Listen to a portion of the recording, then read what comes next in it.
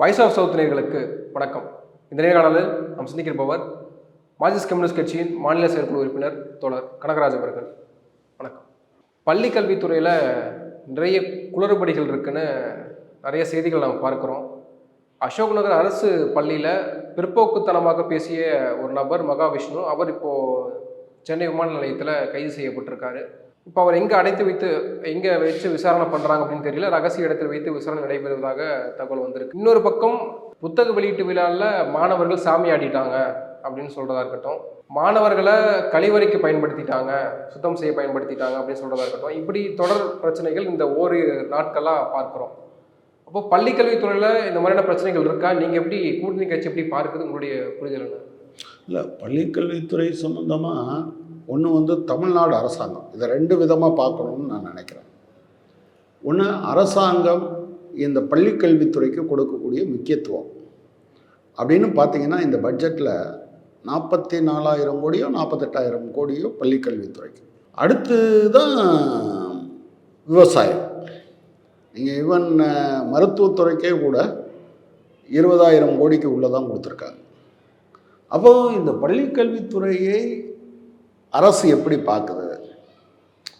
ஒரு கூடுதலான முக்கியத்துவம் கொடுக்குது.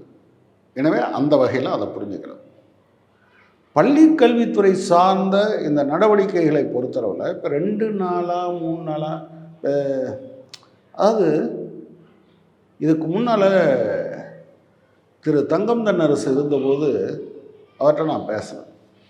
ஆக்சுவலாக அவர் ஸ்பீக்கில் இருந்தபோது ஒரு ஆர்டினரி என்ஜினியர் மாதிரியாக தான் எனக்கு தெரிஞ்சது. இன்ஃபேக்ட் நான் நினச்சேன் இவர்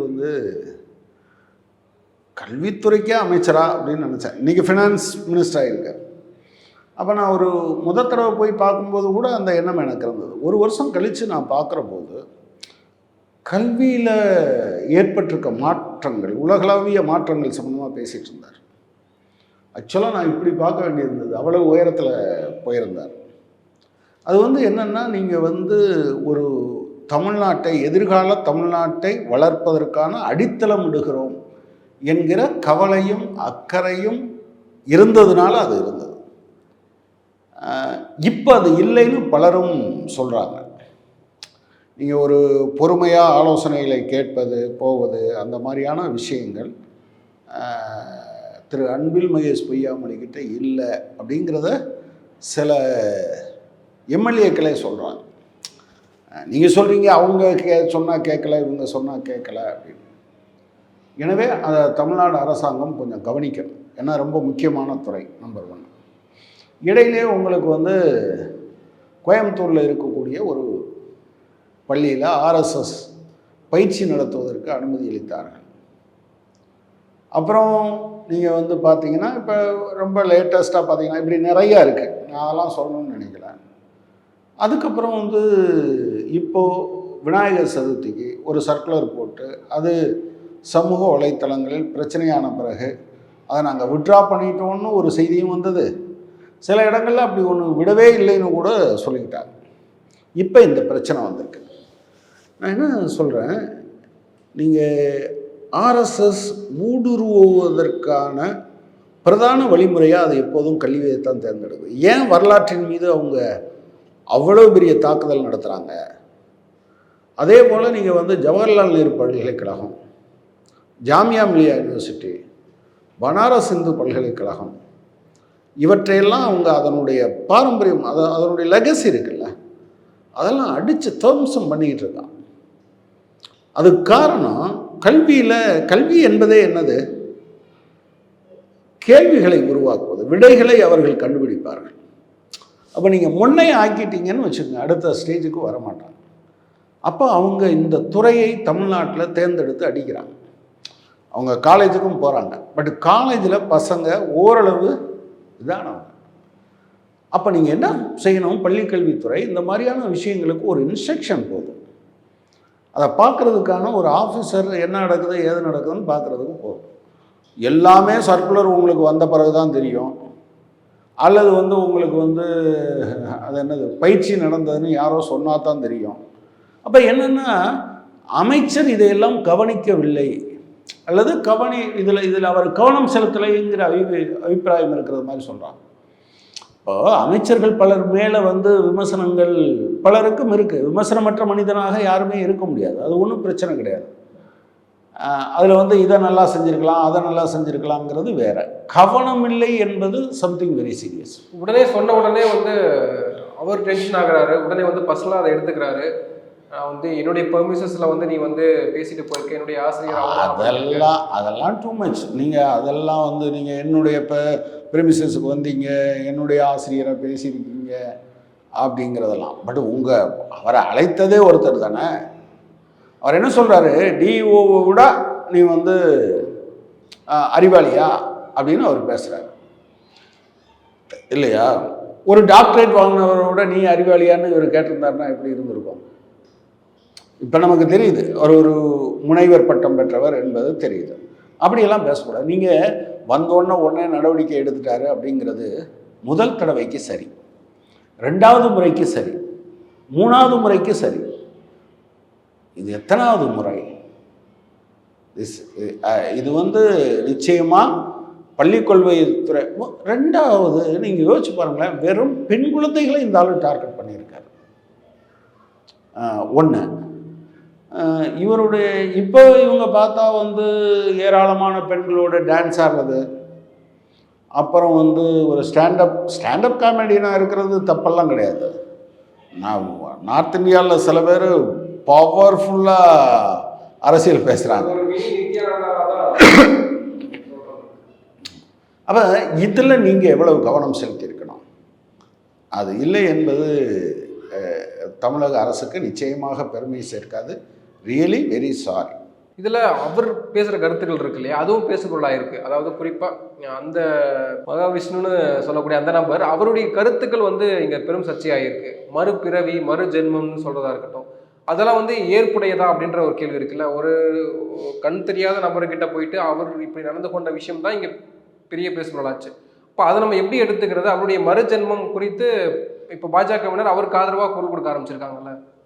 ஆமாம் ஆமாம், அதனால் அந்த இவங்க கூட சொல்லியிருந்தாங்க, உமானம். ஆமாம், ஆலயம் புழுவது சாலவும் நன்றே. ஔவையார் சொன்னதை நீங்கள் மறுப்பீங்களா? ஔவையார் நிறையா சொல்லியிருக்காங்க. தையல் சொல் கேளல்னு சொல்லியிருக்காங்க. அவங்களும் பெண்ணு தான், ஆனால் பெண் சொல்கிறத கேட்காதேன்னு சொல்லியிருக்காங்க. விட்டுலாமா? உமானந்தனும் பெண்ணு தான், பெண் சொல்கிறாங்க அதனால் கேட்காம இருந்துடலான்னு விட்டுலாமா? நம்முடைய தெய்வங்கள் பலவும் இருக்குது, சரஸ்வதி, லட்சுமி, இவங்கெல்லாம் பெண்கள், விட்டுலாமா? What is this? அதனால தான் நீங்கள் வந்து வள்ளுவர் ரொம்ப தெளிவாக எப்பொருள் யார் யார் வாய் கேட்பினும் அப்பொருள் மெய்ப்பொருள் காண்பது அறிவுன்னு சொன்னார். யார் யார் வாய் கேட்பினுங்கிறதுல தமிழ் மரபில் கடவுளும் இருக்கார். நெற்றிக்கண் திறப்பினும் குற்றம் குற்றமேங்கிறது என்னது வருது? ஔவையாரை விட அவர் பெரிய ஆள் இல்லையா சிவபெருமான்? தப்பா சொல்லாதீங்க சார் அப்படின்னு சொல்லிட்டார்ல நக்கீரன். அதுதான் இந்த மரபு. இல்லை, மந்திரங்கள் சொன்னால் நம்ம பறந்து போயிடலாம். மந்திரங்கள்லாம் வந்து ஆங்கிலேயர்கள் அழிச்சிட்டாங்க. வேறு நாட்டிலேருந்து வந்தவங்கெல்லாம் வந்து இங்கே இருக்கக்கூடிய பழமையான மந்திரங்களையும் ஓலைச்சுவடிகளையும் அழிச்சிட்டாங்க. நாம் அப்படியே பேசாமல் எத்தனை நாள் தான் இருக்க போகிறோம், இந்துக்கள் ஒன்றிணைய வேண்டிய காலம் வந்துருச்சுன்னு அவரே வீடியோவில் பல வீடியோக்களில் பேசியிருக்காரு. இறைவனடி சேர்ந்துட்டா நீங்கள் பிறவி பெருங்கடக்குள்ளுக்குள் வரவே வேண்டியதில்லை. பலரும் பலவிதமாக எழுதியிருக்காங்க. பட் வள்ளுவர் என்ன எழுதுறாரு? பிறவி பெருங்கடல் நீந்துவார் நீந்தாதார் பிறவி பெருங்கடல் நீந்துவார் நீந்தாதார் இறைவனடி சேரா. நீங்கள் இறைவனடி சேர்ந்துட்டீங்கன்னு வச்சுக்கோங்க, நீங்கள் இந்த பிறவி என்கிற பெருங்கடலை நீந்த வேண்டியதில்லைங்கிறது தான். எனவே முப்பிறவி அல்லது 7 பிறவி 7 ஜென்மம் எதை வேணாலும் நீங்கள் வச்சுக்கோங்க, ஸ்கூலில் சொல்லிக் கொடுக்காதீங்க. ஏன் நீங்கள் அப்போ நீங்கள் போன பிறவியில் என்னவா இருந்ததுன்னு அவர் சொல்லட்டும். அவரோட இதுக்கு செக்ஸ் எஜுகேஷன் சொல்லிக் கொடுக்கணும்னு அவருக்கு விதிக்கப்பட்டிருந்ததா? ஸ்டாண்டப் காமெடியன்னு அவருக்கு விதிக்கப்பட்டிருந்ததா? ஒரு மாற்றுத்திறனாளியை எகிர்றது மாதிரி அவருக்கு விதிக்கப்பட்டிருந்ததா? அப்போ போன தலைமுறையில் அவர் என்னவா பிறந்திருந்தார்? நான் என்ன சொல்கிறேன், நான் ஆன்மீகம் என்பது வேறு, மூட நம்பிக்கை என்பது வேறு. இல்லை, இந்துக்களுக்கான உரிமையை நம்ம பெற வேண்டியது அவசியமாக இருக்குது. நம்ம இஸ்லாமியர்களை நேசிக்கிறோம், கிறிஸ்தவர்களை நேசிக்கிறோம், ஆனால் நமக்கு சோத்துக்கு வழி இல்லாமல் இருக்கிறோம். நம்ம அதை நம்ம நம்ம பூர்த்தி செய்யறதுக்கு வேண்டிய அவசியம் ஏற்படுது எல்லாம் பேசுறாரு அவரு. அவர் பேசுகிறாரா? இந்த ஜாதி பிரச்சனையை பற்றி போய் பேச வேண்டியதானே? தமிழில் அதுதானே சொல்கிறாங்க. அதே வரையாக சொல்லியிருக்காங்களே, சாதி இரண்டொழிய வேற்றில்லை வேறில்லை சாற்றுங்கால் இட்டார் பெரியோர் இடாதார் இருகுலத்தோர். சொல்ல வேண்டியது தானே? ஏன் அதை சொல்ல மாட்டேன்றாங்க? இங்கே என்ன இந்துக்களுக்கும் கிறிஸ்தவர்களும் என்ன பண்ணிட்டாங்க? இல்லை, நான் என்ன கேட்குறேன்னா, ஒரு மதத்தை நீங்கள் இந்தியாவில் நீங்கள் இந்து மதத்தையும் வைணவ மதத்தையும் எந்த நாடு? இந்தியாவில் தானே தோணுச்சு. புத்த மதம் எங்கே தோணுச்சு? சைனாலையும் தாய்லாந்துலேயும் மியான்மர்லேயும் இருக்கிற எல்லா புத்த மதத்தை சார்ந்தவர்களும் இந்தியாவுக்கு விரட்டி விட்டுறலாமா? என்ன இது லாஜிக்கு? அப்படி ஒருத்தர் மதம் சார்ந்து அவங்களுக்கு ஈஸி டூலாக இருக்கு இல்லையா? அது ஈஸியாக போலரைஸ் பண்ண முடியல அவங்களால. அதுதான் இங்கே தான் ஆன்மீகமாக இல்லையாங்கிற பிரச்சனை வருது. உலகத்தை யாதும் ஊரே யாவரும் கேளீர் அப்படின்னு சொல்லும்போது எவ்வளவு இது இருக்கு. நீ யாயும் யாயும் யாராகியரோ எந்தையும் முந்தையும் எம்முறை கேளீர் சொல்லும்போது எவ்வளவு இதாக இருக்குது. இது சாதி இரண்டொழிய வேறிலை சாற்றுங்கள்னு சொல்லும்போது இதைத்தான் நம்முடைய இலக்கியங்களும் பக்தியும் அறியும் சிவனும் ஒன்று அறியாதவன் வாயிலும் மண்ணுடான்னு சொன்னாங்க. பாரதி இன்னும் தெளிவாக சொன்னார், தெய்வம் பல சொல்லி பல பகை தீயை வளர்ப்பவர் மூடர். தெய்வம் பல சொல்லி பகை தீயை வளர்ப்பவர் மூடர். அதுதான் ஆன்மீகம். அதுதான் ஆன்மீகம். நீ என்ன சொல்ற அப்படின்னா, நீங்கள் வந்து 2 குழந்தைகள் ஒன்னோட ஒன்று சமமாக படிச்சுட்டு இருக்கத அது கிறிஸ்துவ பிள்ளை, நீ ஜாக்கிரதையாயிரு, அவங்க நம்மால் இல்லை. இது முஸ்லீம் பிள்ளை, ஜாக்கிரதையாயிரு, நம்மால் இல்லை. அடிசஸ் இது நீங்கள் ஆன்மீகம் பேசலை. அப்பட்டமான வெறுப்பு பேச்சை ரொம்ப அழகான சுகர் கோட்டட் வேர்ட்ஸில் நீங்கள் கொண்டு முன்னால் வைக்கிறீங்க. He has to be prosecuted. He has to be prosecuted. அரசு பள்ளியில் அவர் மாற்றுத்திறனாளி கிட்ட அவர் வாக்குவாதம் செய்த அந்த இஷ்யூக்கு முன்னாடியே அவர் பெரிய ஆளாக தான் இருந்திருக்காரு. அவர் வெளிநாட்டுகளில் பல பிரான்ச் வச்சிருக்காரு. ஆஸ்திரேலியாவிலேருந்து பல நாடுகளில் பிரான்ச் இருக்குன்னு சொல்லப்படுது. ஏன்னா தான் நாடே வச்சுருக்காருங்க. நீங்கள் பிரான்ச் வச்சுருக்கிறத பற்றி பேசிட்டீங்க. அதுக்கு முன்னால் ஒருத்தர் இருந்தார், அவர் பேர் என்னது, பிரேமானந்தா. எத்தனை பெண்கள் அனைத்து இந்திய ஜனநாயக மாத சபை தான் அந்த கேஸ் எடுத்தாங்க. தோழர் வாசி அவங்க சகோதரி நிர்மலா ராணி அந்த கேஸில் ஃபுல்லாக இருந்தாங்க. நீங்கள் அதை வாட்சி பாருங்கள், எவ்வளோ பெரியதாக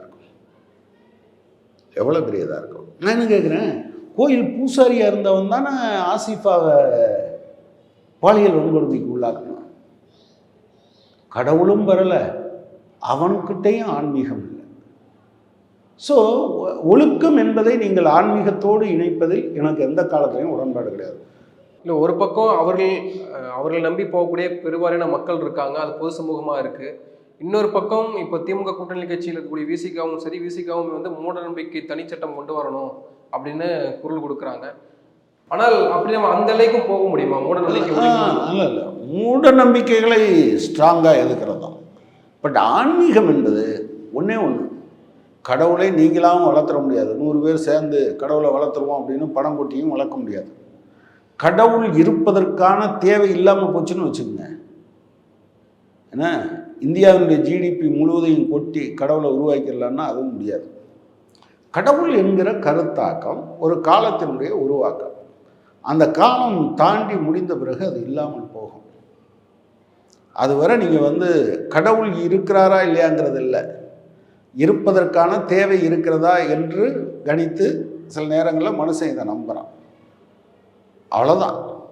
அந்த நம்பிக்கையை பயன்படுத்தி கொண்டு நான் நியாயம் என்ன அக்கிரமம்லாம் நடக்குது. நான் என்ன கேட்குறேன், குடிசையில் மட்டுமே இருந்து இந்த மாதிரிலாம் பண்ணுற சாமியார்கள் ஒரு 4 பேர் சொல்லுங்கள். தமிழ்நாட்டில் தனியாக உட்காந்து மரத்தடியில் இருக்கு. ஆனால் உங்களுக்கு என்ன தெரியும், காஞ்சி சங்கரமடம், நம்ம மேல்மருவத்தூர் பங்காறு, இப்படியெல்லாம் உங்களுக்கு பார்த்திங்கன்னா அந்த என்னது கிட்டத்தட்ட கார்ப்பரேட் மயமாக்கப்பட்ட சாமியார்கள் மீது தான் அப்படி ஒரு பெரிய இது இருக்குது. அதில் தான் கட்டி எழுப்புறாங்க. நார்மலாக எங்களை தான் உண்டியல்பாங்க. ஆனால் எந்தாவது ஒரு இடத்துல மஞ்சளும் குங்குமமும் பூசிட்டாங்கன்னு வச்சுக்கோங்க, உடனடியாக ஒரு உண்டியல் வரும். அந்த உண்டியலை பாதுகாக்கிறதுக்கு ஒரு ஆள் வருவான். அது பளபளன்னு இருக்கும். அப்புறம் பூட்டு போடுவான். ஏன் பூட்டு போடுறீங்க? இப்போ டொனேஷன் வெப்சைட்டில் வேறு மாதிரிலாம் போயிடுச்சுல்ல அது. அதான் அவங்க அப்கிரேட் ஆகுறாங்க. டொனேஷன் இன்னாட்ட தான் வாங்கணும்னு வச்சுக்கிறாங்களா? கருப்பு பணத்தை அள்ளி கொண்டு போய் திருப்பதியில் போட்டு வராங்க. அதாவது இவன் கருப்பு பணம் வச்சுருக்கிறது மட்டும் இல்லை, பாவத்தில் அவருக்கும் கொஞ்சம் லஞ்சம் கொடுக்கணும்னு அவன் நினைக்கிறான். இவ்வளோ கொடுத்துட்டோன்னா சரியான. சரி, நான் என்ன சொல்கிறேன்னா, நீங்கள் கடவுளை நம்புங்கள், எனக்கு ஒன்றும் ஆட்சேபனை இல்லை. ஆனால் கடவுளின் பேரை சொல்லிக்கொண்டு வருகிற ஆசாமிகளை நம்பாதீங்க. இப்போ இன்னொரு பக்கம் நேற்று இன்னைக்கு கைது செய்யப்பட்டிருக்கார் மகாவிஷ்ணு. ஆனால் அதற்கு முன்பாக நேற்று ஒரு வீடியோ வெளியிட்டிருந்தார். இந்த மாதிரி நான் வரேன், நான் வந்து விளக்கம் கொடுக்குறேன்னு சொல்லியிருந்தாரு. அமைச்சருக்கு விளக்கம் கொடுக்கக்கூடிய அளவுக்கு எனக்கு அறிவு இருக்கான்னு தெரியல அப்படின்னு அவர் சொன்னார். ஆமாம், அவர் இன்னைக்கு அதான் சட்டம் அனைவரிடமும் சமமாக நடந்து கொள்ளும் என்று சொன்னால் எல்லாரும் ரொம்ப பவ்யமாயிருவாங்க. அது அப்படி ஆகாதுன்னு சொன்னால் நீ போலீஸா, நீ யார் என்னை விசாரிக்கிறது? நக்கல் துணை தானே இருக்கு. அவர் அளவுக்கு எனக்கு அறிவு இல்லைன்னு அது நான் நக்கல்லாம் பார்க்கல. ஆனால் அவர் எப்போதுமே அறிவு அதிகமாக இருக்கிறவங்க யாரும் உனக்கு அவரை விட அறிவு அதிகமாக. இப்போ அறிவுங்கிறதுக்கு என்ன இருக்குது? அவர் புலம் ஒன்று இருக்குது இல்லையா? பருத்தி எப்போ ஊன்றதுன்னு உங்களுக்கு தெரியுமா? நமக்கு தெரியாது. எப்போ தண்ணி பாய்ச்சுறது, எப்போ தண்ணி வெடிக்கிறது, எப்போ உரம் போடுறது, எப்போ என்ன உரம் போடுறது, அடி உரம்னா என்ன, மேல் உரம்னா என்ன, மணிச்சத்துனா என்ன, உங்களுக்கும் எனக்கும் தெரியுமா? ஒரு விவசாயிக்கு இது எல்லாம் தெரியும் இல்லையே? இந்த வெட்டு, இந்த வெட்டு, இந்த இலையில் இருக்கிறத பார்த்தீங்கன்னா இது இந்த பூச்சி இல்லை, வேற பூச்சின்னு பாரு. அவருடைய அறிவுத்திறம் என்பது நீங்கள் புத்தகம் எழுதினான்னு மட்டும் இல்லை, அவருடைய அறிவுத்திறத்தை நீங்கள் எதில் சேர்ப்பீங்க? நான் அப்படின்னு நினைக்கல, அது பர்சனலாக அப்படின்னு நினைக்கல. அவர் ரொம்ப ஹம்பிளாக தான் சொன்னார். போலீஸை ஒத்துழைக்கிறேன், நான் இது பண்ணுறேன் அப்படிலாம் சொல்லியிருக்காரு. ஒத்துழைக்க வச்சுட்டாங்க. நீங்கள் சோஷியல் மீடியாவில் வந்தது இருக்கு இல்லையா, அது ஒத்துழைக்க வச்சுட்டாங்க. இந்த மாதிரி பிரச்சனைகளுக்கு உடனே ரியாக்ட் ஆகிறாரு, உடனே கோவப்படுறாரு அன்பில் மகேஷ். ஆனால் இந்த பிரச்சனைகளை நம்ம எப்படி ஒரு தீர்வு கெட்டப்படணும்னா நம்ம என்ன பண்ணணும்னு நினைக்கிறீங்க? இவர் என்ன உருவாக்கணும்னா, தமிழ்நாட்டில் எங்கு நடந்தாலும் அமைச்சருக்கு தெரிந்துவிடும். அப்படியெல்லாம் நீங்கள் தெரிஞ்சிருக்க முடியாது. அவள் தெரிந்து விடும்னா என்ன அர்த்தம்? உங்கள்கிட்ட யாராவது ஒன்று சொல்ல வந்தாங்கன்னா நீங்கள் காது கொடுத்து முதல்ல கேட்கணும். அது இல்லைன்னு சொல்கிறாங்க. முழுவதும் எதிர்ப்பு தெரிவித்தது யாருன்னா திமுக கூட்டணி கட்சிகளும் திமுகவினரும் தான். திமுகவினர், அதைத்தான் நான் சொல்கிறேன். நான் சில எம்எல்ஏக்கள்கிட்ட பேசின போது அவங்க ரொம்ப வருத்தப்பட்டாங்க. ரொம்ப வருத்தப்பட்டாங்க. எதையும் கேட்பதில்லைன்னு சொல்கிறாங்க. அது ஒருத்தருக்கு ஒன்று நடக்கலைன்னா எதையும்னு கூட அவர் நினச்சிருக்கலாம். ஆனால் பொதுவாக அப்படி வருதுங்கிற போது அவர் அதை கவனத்தில் எடுக்கணும்ல. இது அரசுக்கு எல்லா காலத்திலுமே இப்படி இருக்குமா? ஒரு விஷயம் ட்ரிகர் ஆயிடுச்சுலங்க. நீங்கள் பாருங்களேன், நீங்கள் ஆர்எஸ்எஸ்க்கு பள்ளிக்கூடத்தில் இடம் கொடுத்தாங்கன்னு சொல்லும்போது இந்த அளவுக்கு வரல. விநாயகர் சதுர்த்திக்குன்னு வந்தோடனே இந்த அளவுக்கு வரல.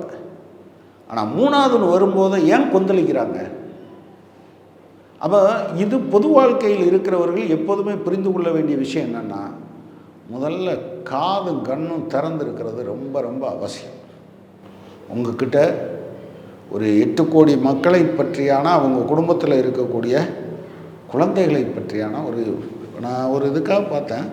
தமிழ்நாட்டில் ஒரு 23,000 ஆரம்ப பள்ளிக்கூடங்கள் இருக்குதுன்னு சொல்கிறாங்க. 23,000, 13 லட்சம் குழந்தைகள் படிக்கிறாங்க. அவங்களுடைய பாடப்புத்தகம், அவங்களுக்கான யூனிஃபார்ம், அவங்களுக்கான உணவு, அவங்களுக்கு இருக்கிற கட்டடம், அவங்களுக்கான தேர்வு, எவ்வளோ பெரிய பொறுப்பு அது. அதை கொஞ்சம் ஒரு கவனத்தில் வைக்கணும். அது ஒரு பெரிய பொறுப்பு என்பதை அவர் உணர்ந்து கொள்ள வேண்டும். தமிழ்நாட்டு மக்கள் அதை சரியாக உணர்ந்து கொண்டதால் தான் ரெண்டையும் பண்ணியிருக்காங்க. என்ன பண்ணுறாங்க? கவர்மெண்ட்டை டிஃபெண்ட் பண்ணுறாங்க, அமைச்சரை கிரிட்டிசைஸ் பண்ணுறாங்க. இதை அவர் கவனத்தில் எடுத்துக்கொள்ள வேண்டும். நீங்கள் எல்லா இடத்துலையும் இருக்க முடியாது. ஆனால் எல்லா இடத்துலையும் இருக்கிற விஷயத்தை எப்படி வரும் அப்படின்னு சொன்னால், ஒன்று நீங்கள் கேட்டிங்கன்னா உங்களுக்கு வரும், வர்ற கம்ப்ளைண்ட்டாகவும் வரும், எது வேணாலும் வரும். அவள் வந்த உடனே அது என்ன அப்படின்னு கேட்கணும். அப்போது அடுத்த தடவை ஒன்று அவங்க மாவட்டத்தில் நடந்ததுன்னு வச்சுக்கோங்க, டிஇஓ, சிஇஓ, ஏஇஓ, ஹெட்மாஸ்டர், அமைச்சர் இன்னும் கொஞ்சம் நேரத்தில் வந்துடுவார் லைன்லேன்னு பயம் இருக்கும். அப்படித்தான் நீங்கள் ஆம்னி ப்ரெசன்ஸ், எங்கும் நிறைந்திருக்கிற தோற்றத்தை எப்படி உருவாக்குவது, இப்படி தான் உருவாக்கணும் முதல்ல. அதனால் அது ஒரு மிகப்பெரிய பொறுப்பு. தமிழ்நாடு அரசாங்கம் அதை உணர்ந்து தான் இவ்வளோ பெரிய அளவுக்கு அலோகேஷன் கொடுத்துருக்காங்க. அதுதான் அடித்தளம் ஒரு நாட்டுக்கு. அதை அவர் கணக்கில் எடுக்கணும் அப்படிங்கிறது என்னோடய அபிப்பிராயம். காதை திறந்து வச்சுருக்கணும், கண்ணை திறந்து வச்சுருக்கணும். அதை யார் சொன்னாலும் சரி, உமானந்தனுக்கு பொருந்துறது அவருக்கும் பொருந்து தானே, எப்பொருள் யார் யார் வாய் கேட்பணும்னு அதை அவர் கவனத்தில் எடுத்துக்கணும். நன்றி.